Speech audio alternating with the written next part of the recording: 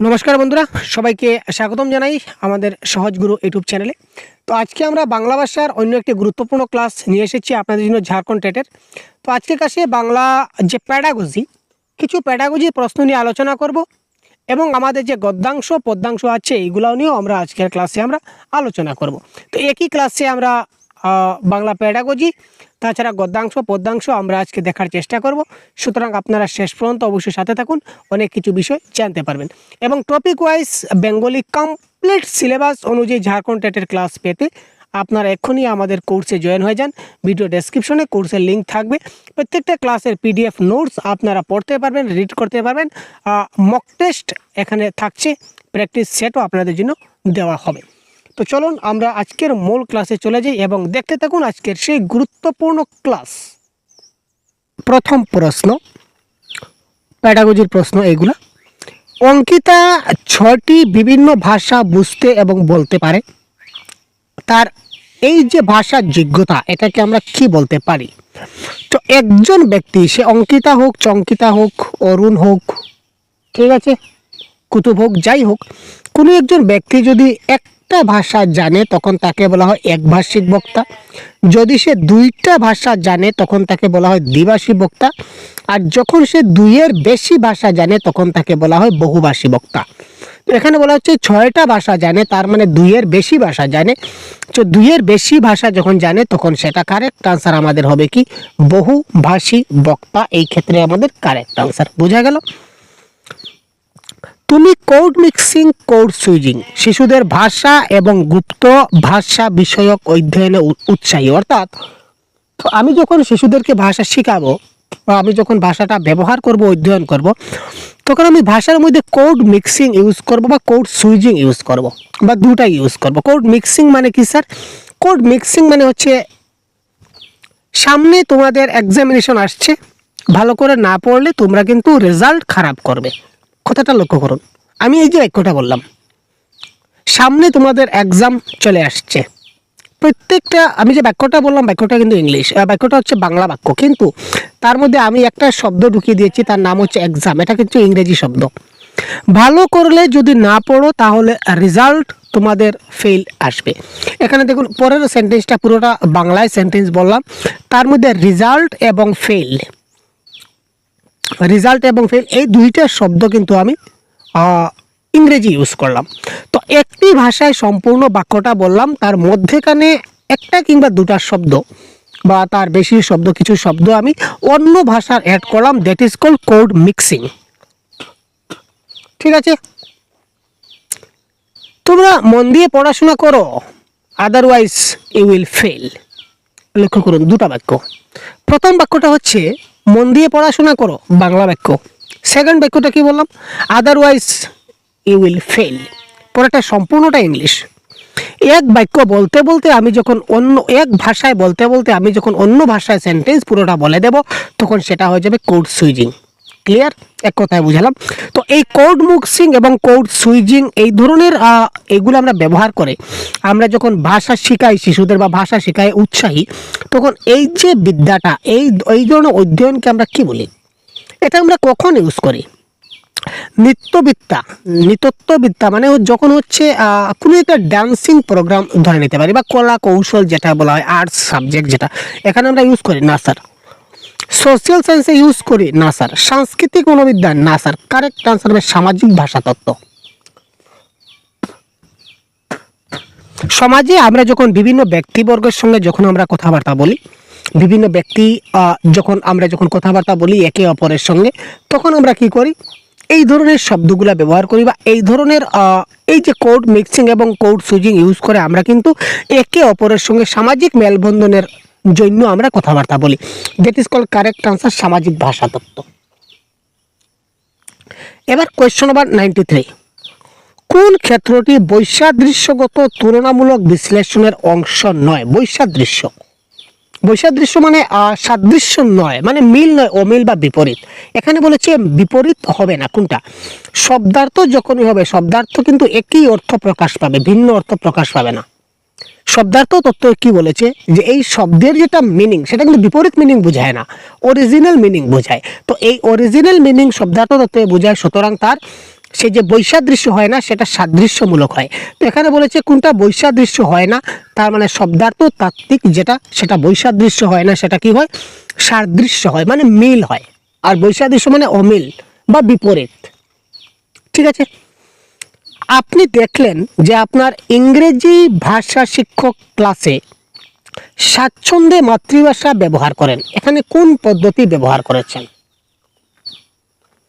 একজন আমার ক্লাসে আমি দেখলাম যে ইংরেজি ভাষা শিক্ষকের ক্লাস চলছে, ইংরেজি ভাষার ক্লাস চলছে, এখানে শিক্ষক তিনি মাতৃভাষা ব্যবহার করেছেন, অর্থাৎ ইংলিশ ক্লাসে তিনি মাতৃভাষা ব্যবহার করেছেন। প্রথমত বলি শোনা বলা বলে কোনো পদ্ধতি নাই, এখানে বলেছে পদ্ধতি, কি পদ্ধতি ব্যবহার করছি, তো শোনা বলা পদ্ধতি বলে কোনো পদ্ধতি নাই, সংগঠিত মৌখিক পরিবেশ বলে কোনো পদ্ধতি নাই, দুটো অপশন এলিমিনেট। বাকি দুটো রয়ে গেল, একটা হচ্ছে ব্যাকরণ অনুবাদ, একটা হচ্ছে প্রত্যক্ষ। তো আমরা জানি প্রত্যক্ষ পদ্ধতি কিংবা ডাইরেক্ট মেথডে মাতৃভাষার প্রবেশ হচ্ছে নিষিদ্ধ। প্রত্যক্ষ মেথডে মাতৃভাষা কখনো হয় না, এলাও নাই, আমরা অনেক ক্লাসে পড়েছি। তো যেহেতু ডাইরেক্ট মেথডে মাতৃভাষা এলাও নাই, কিন্তু এখানে মাতৃভাষাকে এলাও করা হয়েছে, তার মানে এটা হবে না। তো ultimately correct answer option number 1।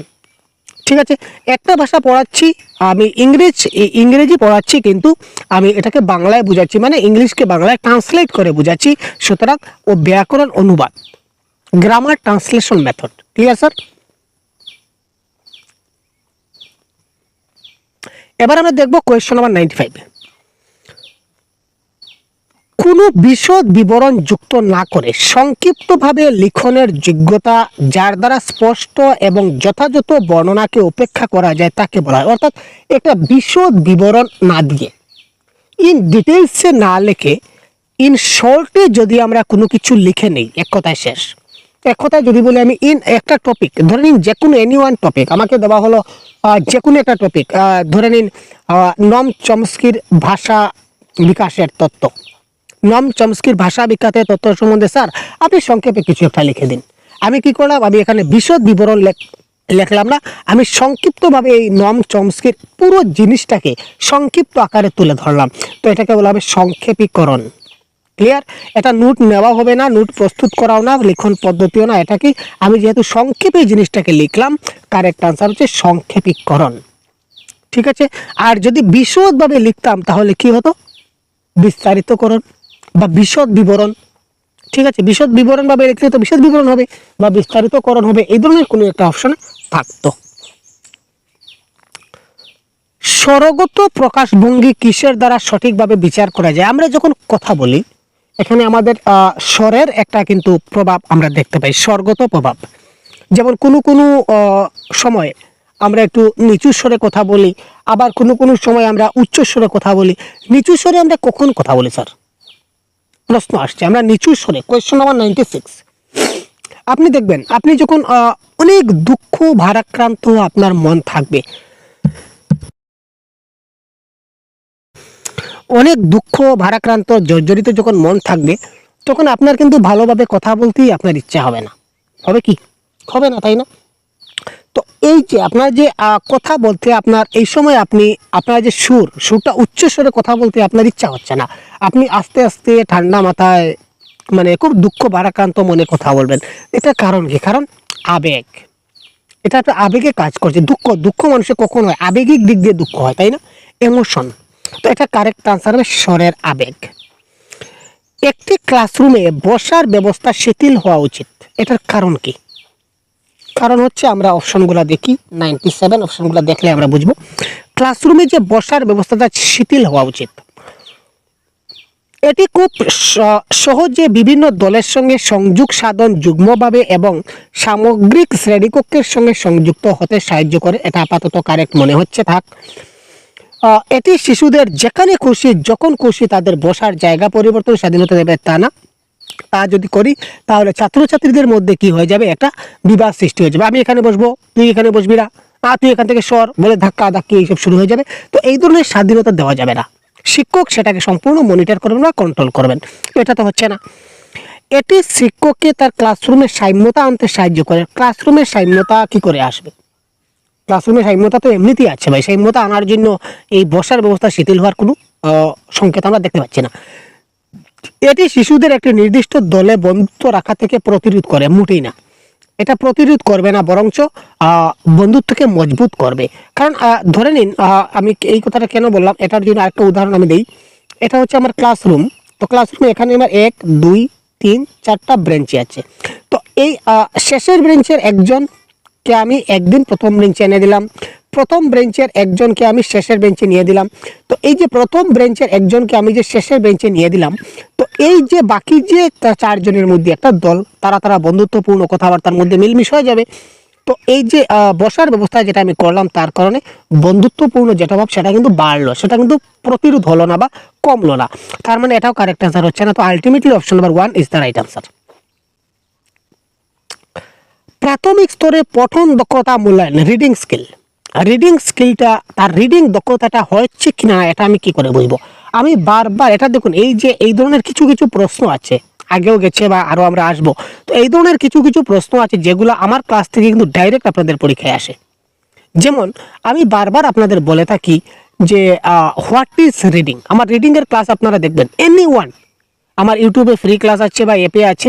আমার রিডিংয়ের যে কোনো ক্লাস আপনারা দেখুন, আমি পঠন নিয়ে যতগুলো ক্লাস দিয়েছি, আমার পঠনের যে কোনো একটা ক্লাস আপনারা দেখুন। আমি কিন্তু একটি কথা বারবার এই পঠনের ক্লাসে বলি যে what is reading, reading with understanding. বারবার আমি বলি যে শুধুমাত্র দেখে দেখে পড়ে গেলাম, কিন্তু কি পড়লাম আমি কিছু বুঝলাম না, এটাকে কিন্তু আমরা রিডিং বলি না। রিডিং আমরা তখনই বলি যে এই জিনিসটা আমি পড়লাম, পড়ে এটার অর্থ কি এটা যদি আমি ভালো করে না বুঝতে পারি, তাহলে এই পড়াকে পড়া বলবে না বা এই রিডিংকে আমরা রিডিং বলবো না। তো রিডিং মানে কি? পঠন দক্ষতা মূল্যায়ন, মানে তার পঠন দক্ষতাটা মূল্যায়ন হয়েছে কিনা না, সে যদি বুঝে পড়তে পারে বা পড়ার পর যদি বুঝতে পারে, আলটিমেটলি একই ব্যাপার। রিডিং উইথ আন্ডারস্ট্যান্ডিং থাকতে হবে, বুঝে পড়তে হবে, না বুঝে পড়লে কিন্তু হবে না। তো কারেক্ট আনসার অপশন নাম্বার 3। সক্রিয় সংযোগ সাধন নিশ্চিত করার জন্য প্রয়োজন, কিসের প্রয়োজন? অ্যাক্টিভলি কানেক্ট করার জন্য কিসের প্রয়োজন? চলাফেরা ও ভাবের আদান প্রদান বজায় রাখা, তোমার মনে যা আসবে তা বলে দেওয়া, অপরের কথা আগে শোনা, একটি নির্দিষ্ট সময়ের ব্যবধানে অপরের সঙ্গে সংযোগ সাধন বজায় রাখা। একটা কথা মনে রাখুন, আমি অ্যাক্টিভলি পার্টিসিপেট করতে চাই কোনো একটা কাজে, কমিউনিকেশনের ব্যাপারে। আমি অ্যাক্টিভলি কমিউনিকেশন, যোগাযোগ মানে কি? যোগাযোগ বা সংযোগ বা যোগাযোগ মানে হচ্ছে কমিউনিকেট করা, একজনের সঙ্গে আমি কথা বলা। তো একজনের সঙ্গে আমি কথা বলতে চাই। তো আমি ধরে নিন আমি এখানে আছি, আপনি, ও হ্যালো, আপনাকে বলছি, এই যে আমার ক্লাস দেখছেন ভাই, আপনাকে বলছি আমি আপনার সঙ্গে কথা বলতে চাই। এবার আপনি কি বলছেন এই কথাটা আমাকে আগে ভালো করে শুনতে হবে, তো তারপরে না আমি আপনাকে উত্তর দেব। ধরেন আপনি আমাকে কল করেছেন, কল করার পর আপনার প্রশ্নটা না জেনে হ্যালো হ্যালো বলেই আমি আমার বক্তব্য শুরু করে দিলাম, হব? আপনি কি স্যাটিসফাইড হবেন? সেটা কি অ্যাক্টিভলি কমিউনিকেট হবে? না। প্রথমে আমি আপনি কি বলছেন সেটা আমাকে, আপনি ফোন করেছেন, কেন ফোন করেছেন আমাকে, এটা আপনি কি বলছেন বা আপনি কি জানতে চাইছেন, এটা আমার প্রথমে ভালো করে শুনতে হবে। তারপর আমি আমার অপিনিয়ন আপনাকে দেব। এবং আমি যখন বলবো তখন আপনাকে সেটা খুব ভালো করে শুনতে হবে, তখন আপনি বুঝতে পারবেন। আর আমি যা বলি সেটা যদি আপনি ভালো করে বুঝতে না পারেন, তাহলে আমি কি বললাম আপনি তো কিছু বুঝলেন না, তখন অ্যাক্টিভলি কিন্তু কমিউনিকেট হলো না। তো এটা কারেক্ট আনসার কি হবে বুঝতে পারছেন? এত সময় যা বুঝালাম, অপরের কথা আগে মন দিয়ে শুনতে হবে, ভালো করে শুনতে হবে। ক্লিয়ার? অন্যের কথাটা যদি আমি ভালো করে না শুনি, তাহলে কিন্তু আলটিমেটলি রেজাল্ট ইজ 0। তারপর প্রশ্ন কি বলেছে? ইংরেজি ব্যাকরণ শিক্ষণের মূল উদ্দেশ্য হলো, আমরা ইংরেজি যে ব্যাকরণ শিক্ষণ করি তার মূল উদ্দেশ্যটা কি? Question number 100। বক্তব্যে এবং লিখনে যৌক্তিকভাবে এবং সঠিকভাবে ধারণা প্রকাশ, কনসেপ্ট প্রকাশ করা। ইয়েস ভাই, কনসেপ্ট ইজ পাওয়ার। বারবার আমি বলি কনসেপ্ট ইজ পাওয়ার। তো 1 নম্বরটাই কারেক্ট আনসার। নিয়মাবলী মুখস্থ না স্যার, মুখস্থ আমরা করি না। পাঠে উৎসাহ বিকাশ, আমাদের ধারণা মৌলিকতার বৃদ্ধিকরণ না, এটা কনসেপ্ট প্রকাশ করতে হবে।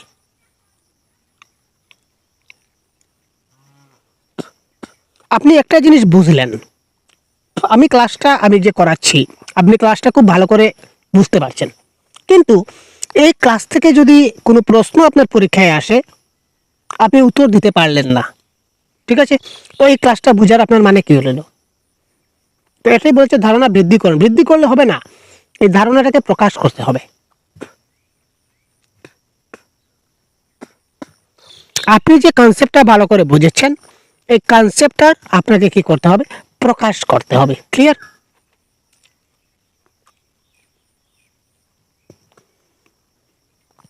প্রাথমিক স্তরের ছাত্রছাত্রীদের মধ্যে লিখন দক্ষতা বিকাশের ক্ষেত্রে একজন শিক্ষকের কোন বিষয়ে লেখার জন্য ছাত্রছাত্রীদের উৎসাহিত করা উচিত? প্রাথমিক স্তর বলতে আমরা বুঝতে পারি ক্লাস 1 to 5। তো ক্লাস 1 to 5 এর বাচ্চাদেরকে আমরা যখন লিখন দক্ষতা বিকাশ ঘটাতে চাই, তখন আমরা কোন বিষয়ে তাকে লিখতে দিতে পারি? ধার্মিক বিষয়ে, ব্যক্তিগত জীবন বিষয়ে, সামাজিক সমস্যা, নাকি জাতীয় বিষয়? ধার্মিক বিষয় লেখানোটা মোটেই উচিত নয় আমি বলবো কোনো সময়ই। কারণ তার ফলে কি হবে, এই যে ধর্ম নিয়ে যেটা বৈচিত্র্য আমরা বলে থাকি, এটা কিন্তু নষ্ট হয়ে যাবে। ক্লিয়ার না? সে তার ধর্মের লিখবে, আমি আমার ধর্মের লিখবো, এটা একটা কি ধরনের হয়ে গেল না? তো এই জন্য ধার্মিক বিষয় তো কখনো হচ্ছে না। জাতীয় বিষয় নিয়ে সে পারবে না। কেন পারবে না? সে প্রাথমিক স্তরে আছে। সামাজিক সমস্যা সম্বন্ধে এখন সে কি বুঝে, কিন্তু তাকে যদি ব্যক্তিগত জীবন নিয়ে যদি লিখতে বলি, তাহলে সে কিন্তু লিখে দেবে। ব্যক্তিগত জীবন বলতে কি, তোমার সম্বন্ধে তুমি আজকে বাড়িতে কি কি করেছো এগুলো লিখে দাও। তুমি আজকে সকালে কয়টার সময় ঘুম থেকে উঠে লিখো, ঘুম থেকে উঠার পর তুমি কি কি কাজ করলে, সে সেটা লিখে দেবে। এবার যদি তাকে বলা হয় জাতীয় একটা বিষয়, ভাই ইউনিটি ইন ডাইভার্সিটি, বিবিধতার মধ্যে ঐক্যতা, এই বিষয়ে তুমি কিছু লিখে দেখাও, সে কি পারবে? সামাজিক সমস্যা, বর্তমান আমাদের ভারতবর্ষে বেকার সমস্যা একটা বিরাট সমস্যা, এই বেকার সমস্যা সম্বন্ধে তুমি আমাকে এক প্যারাগ্রাফ লিখে দেখাও। ক্লাস 1 থেকে 5 এর বাচ্চা সে কি পারবে? আপনি বলুন, পারবে না। কিন্তু ব্যক্তিগত জীবন নিয়ে তাকে যদি লিখতে দেওয়া, সে কিন্তু আমাকে লিখে দেখাবে। ক্লিয়ার? তো এই কারেক্ট আনসার হচ্ছে ব্যক্তিগত জীবন। পরবর্তী প্রশ্ন, আপনি আপনার ক্লাসে শিক্ষার্থীদের ব্যক্তিগত পার্থক্যগুলিকে চিহ্নিত করতে চান, মানে ইন্ডিভিজুয়াল ডিফারেন্সেস, যে কোন ছাত্র কোন দিকে মজবুত আছে, কোন দিকে দুর্বল আছে। ক্লিয়ার? যে কোন ছাত্র কোন দিকে আমার মজবুত আছে, কোন দিকে দুর্বল আছে, এই জিনিসটা আপনি বাছাই করতে চাইছেন। তো তার জন্য আপনি কি ধরনের আপনি অ্যাসেসমেন্ট করবেন? ডায়াগনস্টিক অ্যাসেসমেন্ট, ফরমেটিভ, সামেটিভ না পিয়ার? সামেটিভ তো এখানে হবে না, ডাইরেক্ট কেটে দিই। পিয়ারও এখানে আমরা কিছু দেখতে পাচ্ছি না। আপনাদের কনফিউশন হবে এই ডায়াগনস্টিক অ্যাসেসমেন্টে এবং ফরমেটিভে। তো এটা যেহেতু আমি ব্যক্তিগত পার্থক্য চিহ্নিত করতে চাচ্ছি, তো যে কোনো কিছু চিহ্নিত করতে গেলে বা নির্ণয় করতে গেলে আমাদের নির্ণায়ক মূল্যায়ন করতে হয় বা ডায়াগনোস করতে হয়। ঠিক আছে? সে কেন পারছে না, কেন তার সমস্যা হচ্ছে, এটা আমি বিচার করতে চাচ্ছি। তো তার জন্য ডায়াগনোস করতে হবে। তো এবার এই ডায়াগনোস করার পর আমি যেটা করব, এটা হচ্ছে ফরমেটিভ অ্যাসেসমেন্ট। ডায়াগনোস আমি করে নিলাম যে কেন পারছে না, তো তারপর কেন পারছে না এটার আমি একটা ওষুধ দিয়ে দিলাম, এই ওষুধটা হচ্ছে ফরমেটিভ। ঠিক আছে? চমস্কির প্রস্তাব অনুযায়ী, দেখুন নম চমস্কি চলে আসছে ভাই। নম চমস্কি যখনই আমরা শুনি তখনই আমাদের মনে আসে যায় এলএডি। ক্লিয়ার না?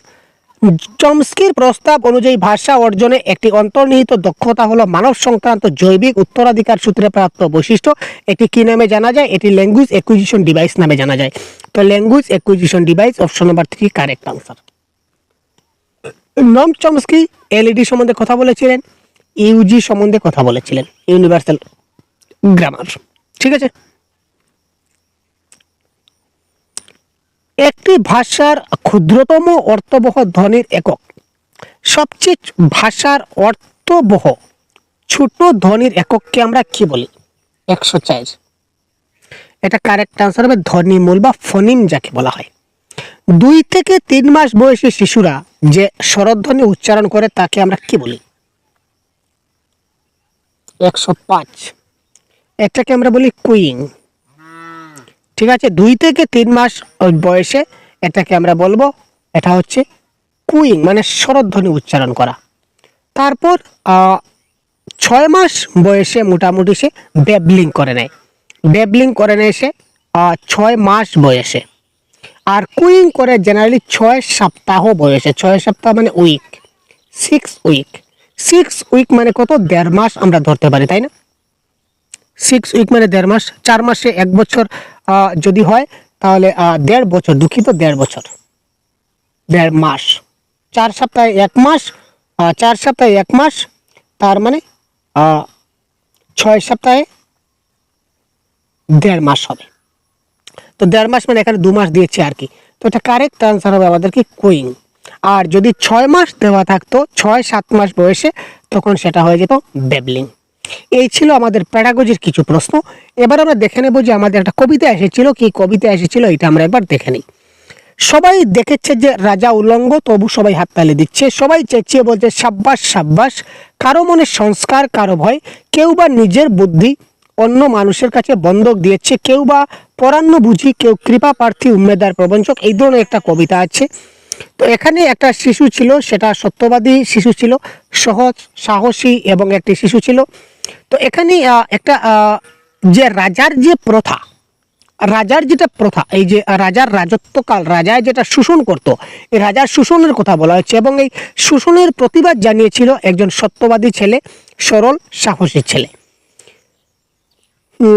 তো প্রশ্ন আমরা দেখি, এখানে উলঙ্গ বলতে কি বোঝানো হয়েছে? উলঙ্গ বলতে এখানে রাজার যেটা নির্লজ্জতা বোঝানো হয়েছে। রাজা একদম নির্লজ্জ, রাজা এখানে নির্লজ্জ, এখানে কোনো লজ্জা শরম কিছু নাই, যা ইচ্ছা তা করছে। ঠিক আছে, শাসক শ্রেণী যেভাবে ভণ্ডামি করে এই কথা বলা হয়েছে, শাসক শ্রেণী যা ইচ্ছা তা করছে, দ্যাট ইজ কল। এখানে উলঙ্গ বলতে এখানে নির্লজ্জর কথা বলা হচ্ছে। কোয়েশ্চন নম্বর 106। তারপর 107 যদি আমরা দেখি, কবি এখানে সমাজের কোন দিকটি তুলে ধরেছেন? ভণ্ডামির বিরুদ্ধে নয়, কিন্তু ভণ্ডামি তো হচ্ছে, এই ভণ্ডামিকে উপেক্ষা করে জনগণের যেটা স্থাবকতার দিক, এটা এখানে আলাপ আলোচনা হয়েছে। এবং শাসক শ্রেণীর নির্লজ্জতা এবং শোষণ উপেক্ষা করে জনগণের নীরবতার দিক। শাসক শ্রেণী যারা ছিল তারা যেভাবে নির্লজ্জতা এবং শোষণ করছে, এখানে জনগণ কিন্তু নীরব ভূমিকা পালন করছে। তো এই জনগণের যে নীরব ভূমিকা, এটা এখানে ফুটে উঠেছে। তার মানে কারেক্ট আনসার এখানে হয়ে যাচ্ছে আমাদের অপশন নাম্বার 1, বি এবং ডি। ঠিক আছে, রাজা তোর কাপড় কোথায়? এই প্রশ্ন বুদ্ধিজীবী সমাজের থেকে উচ্চারিত হয় না কেন? কোয়েশ্চন নম্বর 108 যদি আমরা দেখি, তাহলে আমরা দেখব রাজা তোর কাপড় কোথায়। এখানে যারা প্রতিবাদী তারা বলেনি, সংস্কারী হলে তো আর বলতোই না, সমাজ সচেতন হলে তো তারা সেই জিনিসটাকে সংশোধন করতো বা শুধরে দিত। এরা সুযোগ সন্ধানী, মানে তারা সময়ের সুযোগ খুঁজছে, যার জন্য তারা বলছে না। কারণ তারা এখন এই রাজার ফায়দা নিচ্ছে। যদি তারা বলে যে রাজা তোর কাপড় কোথায়, বা রাজার সম্বন্ধে যদি বিরুদ্ধে কথা বলে, তাহলে তো সেই যে রাজার থেকে যে মুনাফাগুলো পাচ্ছে সেগুলো তো পাবে না। তাই জন্য সেই ভণ্ড শাসক বা ভণ্ড রাজা যা বলছে তা কিন্তু মেনে চলছে। ঠিক আছে, আপনারা বর্তমান দিনে দেখতে পাবেন কবিতাটিতে মূলত কোন অলংকারের প্রয়োগ হয়েছে। তো অলংকার নিয়ে ডিটেলস ক্লাস আছে, আপনারা দেখবেন। আমি অলংকার নিয়ে ডিটেলস ক্লাসে যাচ্ছি না। তো এটা কারেক্ট আনসার, আপনারা জেনে রাখুন, এটা কারেক্ট আনসার হবে রূপক অলংকার। নেমেছে গল্পের রাজা বাস্তবের প্রকাশ্য রাস্তায়, এটাকে সঠিক গদ্য রীতি অনুযায়ী লিখলে কি হবে? মানে এটা একটা কবিতার লাইন, এই লাইনটাকে আমাদের গল্পের লাইনে লিখতে হবে। তো গল্পের লাইনে লিখতে গেলে আমরা জানি ভার বা ক্রিয়াপদ কিন্তু সবের লাস্টে থাকবে। এখানে রাস্তায় রাস্তায় রাস্তায় 3টা রাস্তায় আছে লাস্টে, সেটা হবে না।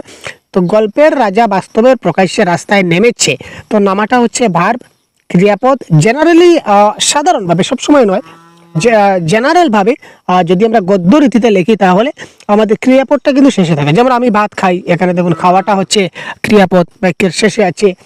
আমি আজ খুব সকালবেলা ঘুম থেকে উঠে আমি স্কুলের জন্য রওনা দিলাম, এখানে যে রওনা দেওয়াটা এটা কিন্তু ভার্ব, বাক্যের শেষে আছে।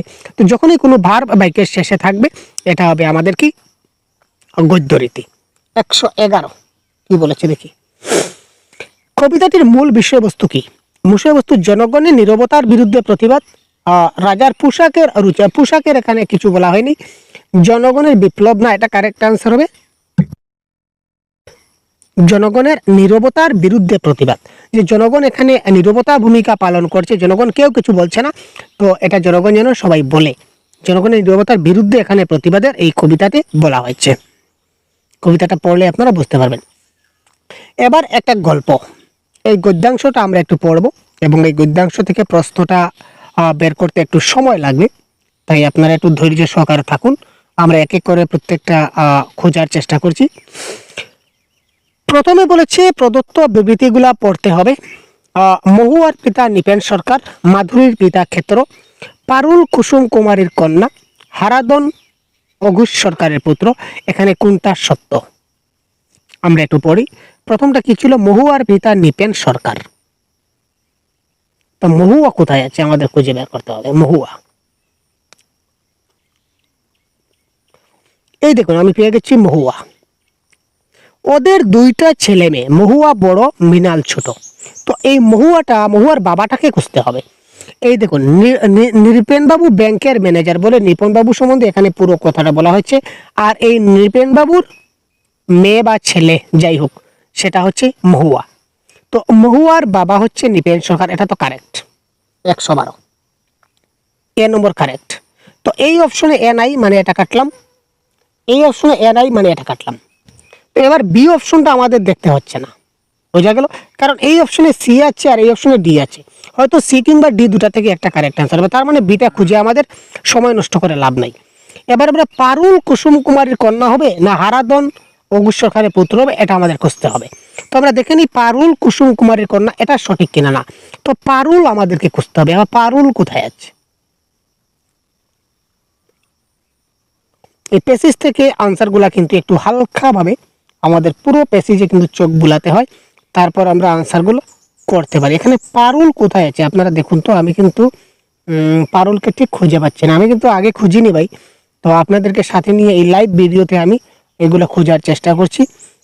এখানে পারুল, এই দেখুন পারুল থাকে ভবানীপুরে। এবার পারুল কার কি? ওর স্ত্রী 85 বছরের কুসুম কুমারী বেঁচে আছেন, ওদের ছোট মেয়ে পারুল। তার মানে পারুল হচ্ছে কুসুম কুমারীর মেয়ে কিংবা ছেলে, মেয়ে হবে। কুসুম কুমারীর মেয়ের নাম হচ্ছে পারুল। দেখি তো, হ্যাঁ পারুল কুসুম কুমারীর কন্যা। তার মানে এ এবং সি দুটা কারেক্ট। তো এ এবং সি দুটা কারেক্ট, এইখানে কারেক্ট আনসার হবে অপশন নাম্বার 2। অঘোষ সরকার মৃত্যুর পর ওই বাড়িতে কুসুম কুমারী সহ মোট কতজন সদস্য ছিল, এটা আমরা দেখবো 113। এই দেখুন অঘোষ সরকার আর বেঁচে নেই, মানে অঘোষ সরকার এখন কোথায় ভাই? মারা গিয়েছেন, ঠিক আছে। তো ওই তিনতলা বাড়িতে কুসুম কুমারী দেবী ছাড়া, তো প্রশ্নে দেবী ছাড়া নি না আর সঙ্গে আছে কুসুম কুমারী সহ বলেছে, ঠিক আছে। তো সেই কুসুম কুমারী সহ আর কয়জন আছে এটা আমরা এবার দেখে নেব। কুসুম কুমারী সহ কতজন সদস্য আছে? তো কুসুম কুমারী দেবী একজন, তাছাড়া নৃপেন বাবু তার স্ত্রী, ঠিক আছে, নৃপেন বাবু একজন, তার স্ত্রী একজন, এখানে দুইজন ছেলে মেয়ে মানে দুইজন, আরো তিনজন কাজের লোক। তো তিনজন কাজের জন্য মানে 1 2 3, তো টোটাল কত হলো? 1 2 3 3 4 5 6 7 8 জন। তো এই বাড়িতে টোটাল কতজন ছিল? 8 জন মানুষ ছিল। তো কারেক্ট আনসার 8 হবে। 8 কোথায় আছে আমরা দেখে নিই। এই দেখুন option number 8 is the right answer of this question. Clear? এবার দেখুন রাজ্যপাল কোন সমাস, এটা কিন্তু একটা সমাসের প্রশ্ন, বাংলা ব্যাকরণ। যারা সমাসের ক্লাসগুলো দেখেননি আপনারা অবশ্যই দেখবেন বলে আশা রাখছি। তো এটা কারেক্ট অ্যান্সার হবে সম্বন্ধ তৎপুরুষ, তৎপুরুষের একটা ভাগ। সম্বন্ধ তৎপুরুষ হচ্ছে রাজ্যপাল। যখনই সময় পাই তখন ওই ছবি আঁকে, বারবার আমি ক্লাসে বলি। তো যখন তখন যে সে যারা তারা যখন ওই বাক্য থাকবে, এই বাক্যটা আমার জটিল বাক্য হবে। এবার বলেছে দূরান্তর। তো দূরান্তরকে যদি আমি সন্ধি করি তাহলে কি হবে স্যার? দূর প্লাস অন্তর, দূর প্লাস অন্তর। তার মানে এখানে অ প্লাস অ, দূরের অ আর অন্তরের অ। তো অ প্লাস ও কোথায় আছে? অ প্লাস অ ইকুয়াল টু আ। তো অ প্লাস অ ইকুয়াল টু আ অপশন নাম্বার 4 দেওয়া আছে। তো 116 কারেক্ট আনসার অপশন নাম্বার 4। অঘোষ সরকারের বার্ধক্যের জন্য বেশ কাজকর্ম কমিয়ে দেওয়ার ক্ষেত্রে ছেলেকে উকিলবাবুর কাছে রেখে দেশে চলে গেল। বাক্যটির সাধু ভাষার আর রূপ কি? 117। সাধু ভাষা থেকে চলিত ভাষায় করা মানে একদম ভেরি ইজি। ভেরি ইজি কি করে? আমি কিছু জানি না, তারপরেও আমি কিন্তু পারবো। সাধু ভাষা চলিত ভাষা যদি না জানি তাহলে পারবো। অঘোষ সরকার বার্ধক্যের জন্য বেশ এখানে দেখুন প্রশ্ন হচ্ছে কমিয়ে, আর এখানেও আছে কমিয়ে, তার মানে এটা হবে না। দেওয়ার ক্ষেত্রে ছেলেকে উকিলবাবুর কাছে, কাছে এখানে কাছে আছে, তো এটা তো হবে না, এটা তো আগেই কাটলাম। কাছে রেখে, এই দেখুন রেখে, ঠিক আছে রেখে। তো এই বাক্যে রেখে আছে, তার মানে অপশন নাম্বার 2 হবে না। রেখে দেশে চলে গেল, এখানেও চলে আছে, এখানেও চলে আছে, তার মানে অপশন নাম্বার 3 হলো না। তো কারেক্ট আনসার অপশন নাম্বার 1। অঘোষ সরকারও বার্ধক্যের জন্য কাজকর্ম বেশ কমাইয়া, তো কমিয়ে থেকে পরিবর্তন হয়ে কমাইয়া সাধু ভাষায়। দেওয়ার ক্ষেত্রে ছেলেকে উকিলবাবুর কাছে থেকে নিকটে, রেখে থেকে রাখিয়া, চলে থেকে চলিয়া। ঠিক আছে, সাধু ভাষায় বড় সেন্টেন্স ইউজ হয় আর চলিত ভাষায় ছোট টার্ম ইউজ হয়। যেমন এখানে কমিয়ে থেকে কমাইয়া, কমাইয়াটা একটু বড় শব্দ, আর রেখে থেকে রাখিয়া, চলে থেকে চলিয়া। এই ডিটেলস ক্লাস আছে, এক্সট্রা ক্লাস আপনারা জানেন, দেখে নেবেন। অঘোষ বাবুকে দিয়ে কোনো কাজ করাতে হলে লোকেদের কার শরণাপন্ন হতে হতো? অঘোষ বাবুকে দিয়ে কোনো একটা কাজ যদি আমরা করাতে চাই তাহলে কার শরণাপন্ন হতে হতো? কোয়েশ্চন নাম্বার 118 যদি আমরা দেখি তাহলে 118 কারেক্ট আনসার কি হবে আমরা দেখে নেব এবার।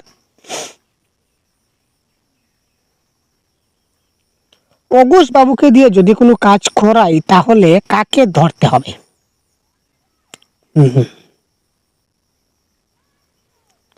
এখানে আলিপুর কোর্টের কত উকিল ওকে বলতেন ক্ষেত্র, তুমি স্যারকে একটু বুঝিয়ে বলো এই মামলাটা নিতে রাজি করাও, তুমি সাহায্য না করলে আমরা নির্ঘাত হেরে যাব।